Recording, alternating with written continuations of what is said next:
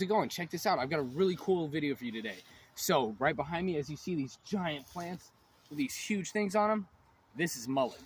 Mullein has a host range of uses in the medical community. This goes from like respiration things, sore throats, bowel problems, and all kinds of stuff.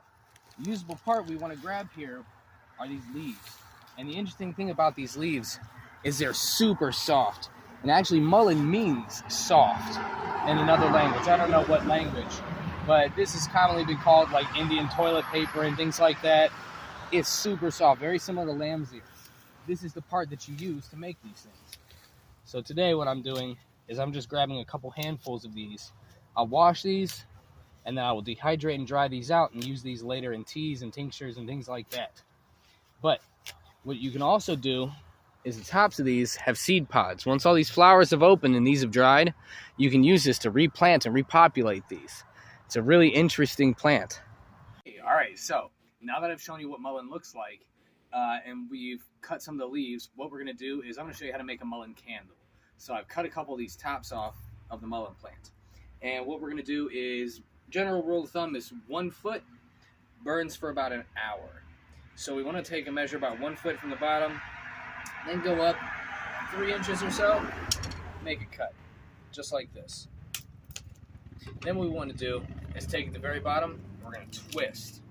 And we're just going to pull all the crap off the edge of the stem, just like that. And if you need to, you can cut this, but for the most part, now we're done.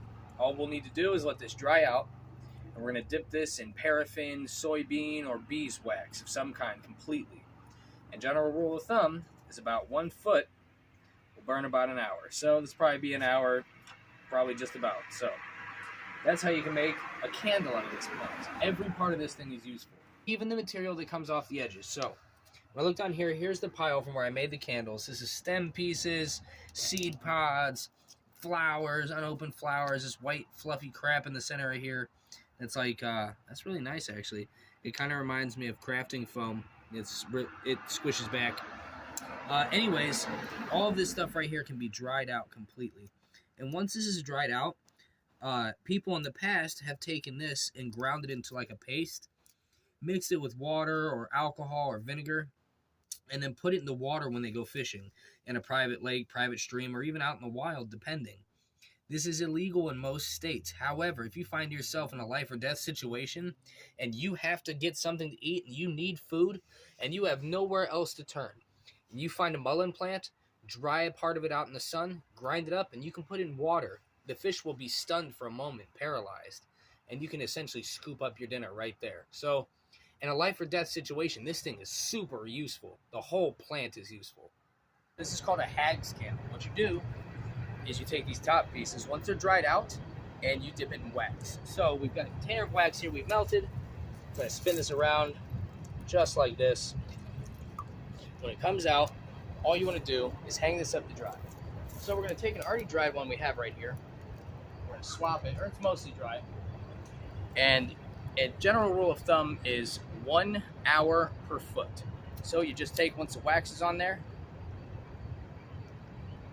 and you can see that you can light it just like a torch candle. Use these outside, don't use them inside.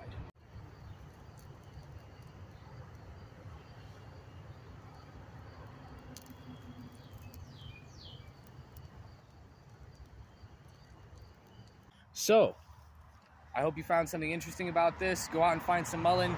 Once you know what it looks like, you're going to see this stuff everywhere. You're going to notice it's all over. So, thanks for watching, and see you next time.